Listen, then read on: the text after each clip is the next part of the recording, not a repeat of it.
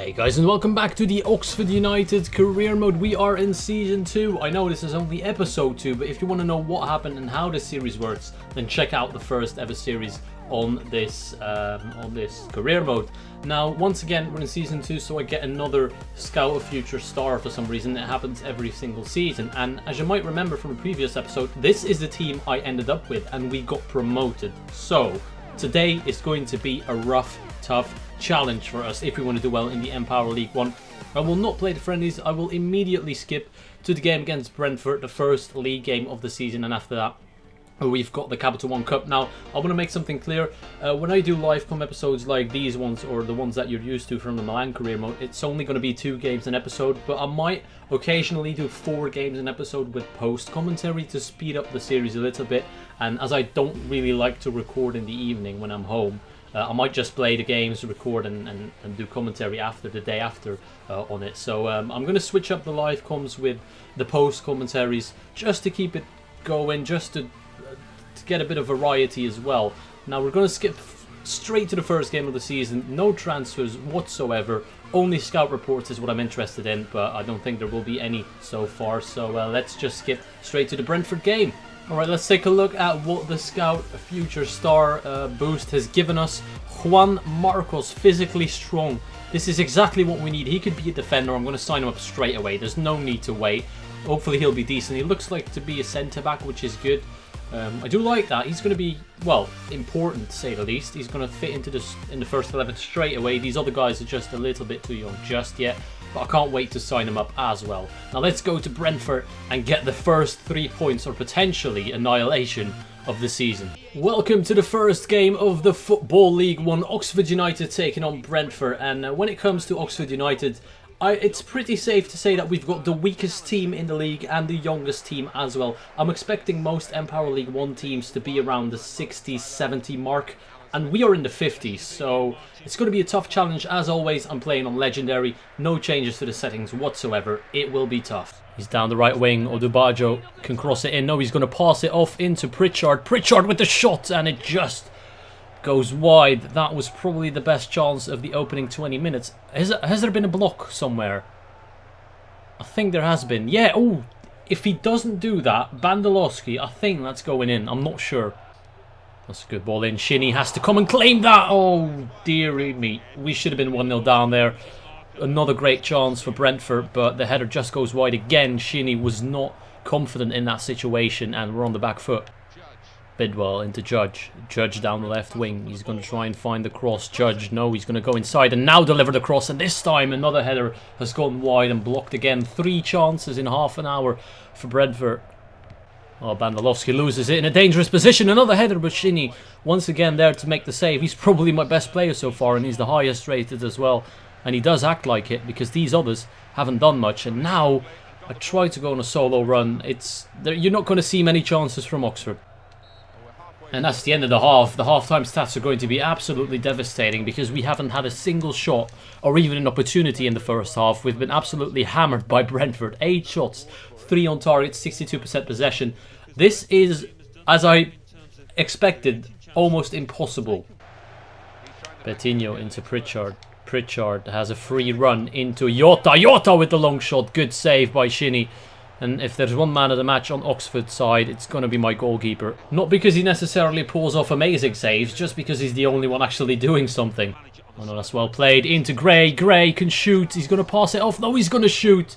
And how is this still 0-0? I can't believe how wasteful Brentford have been with their chances. We should have been losing 3 or 4-0 at this stage. Well done by Bandolowski. Bandolowski can find McDonald. McDonald has to look for the pass. He's onside. Ballatoni in a one-on-one. This could be the only chance of the game for Oxford United. It's Ballatoni! Oh, what did I expect? What did I expect? Honestly, I got my hopes up for a second, I'm not going to lie. But that is what I'm dealing with. Scars. Inside. Into Ballatoni. Well played. Ballatoni has to take a good touch. He does so. Ballatoni fake shots. Tries to look for the pass. He's going to fake shot back. Ballatoni! Oh, he has 2 chances near the end of the game. And if he hits one of those 2 on target, we could have been in for a winner, but it's not to be. And that is the end of the game. We have to take that point. We have to be happy with that as well, because we didn't deserve anything from this game. We've been absolutely hammered, smashed and beaten up by Brentford. But it's 0-0 and every point counts, because this season, more than anything, will be a relegation battle, as we are not strong enough, as we are too young. 16, 17-year-olds can't handle the Empower League 1. We have to make sure we survive and just stay in the division. And this is a team for the cup game against York City. I've made 2 changes. Chevalier is coming in for Ballatoni. Ballatoni missed some huge chances at the end of the game. Not that anyone would have made a difference in that position in my team, but I decided to try out Chevalier. Stewart is coming in for Mackenzie, as he let me know that he's not feeling up for the next few games, as he needs a few days of rest. He's not fit, so I've granted him his wish. I'm going to sit him on the bench for now, and Stewart comes in. Welcome to the game, Oxford United against York City for the Capital One Cup, and I'm caught in 2 minds. Do I want to go through, or do I want to get knocked out? Because the cup is not an objective. There's 2 things about the cup. 1, your players will play more games and probably grow a lot faster. 2, they will get tired and injured more often. So I don't know which one is better than the other when it comes to balancing out the positives and negatives. But I'll just play my game and see how we do. McLaughlin. Good turn inside with the skills, does well, tries to find an option. Robertson gives him that option into Chevalier, the new man. Chevalier against Ilesanmi. He's been absolutely floored. The referee has to be at least a yellow, and we've got a free kick in a dangerous position. We might be able to make something of this. Robertson surprisingly has some decent free kick stats. It seems a bit risky to try and take a shot, but I doubt any of my players will win a header anyway, so Robertson can have a go at goal from this position. Robertson, oh, he's done it! He's scored the first goal in the Oxford United career mode, and it's a beauty as well. One to be remembered. Robertson from the free kick, unbelievably tight angle, and he surprises the keeper out of absolutely nowhere. Robertson, you will go down in history as the first man to score a goal in the Oxford shirt. Well done, an absolute beauty by Lewis. As good as Robertson has played and scored the first goal of the career mode, I have to bring him off. I have to keep an eye on the fitness of most of these players, because no one has got decent stamina. It's all in the 40s and 50s, and injuries could potentially ruin me completely. I don't want to take that risk. Robertson is coming off at half time, where, to be fair, we've been the better side. We've had more shots and more possession. Oh, that's a bad clearance. Miller inside the box. He's turned my man. He hits the post, and somehow we're 1-0 up still. That was probably the best chance for York City. As I've said, we were the better side in the first half, but they've come out strong in the second half, and now we've got a corner to defend, and that is well defended, but still not over. Someone get to him. What a save by Shinnie. He's keeping us in the game. We haven't conceded a goal yet in 2 games, and that is thanks to this man. Point blank, well, not point blank range, but pretty close, and he pulls it off.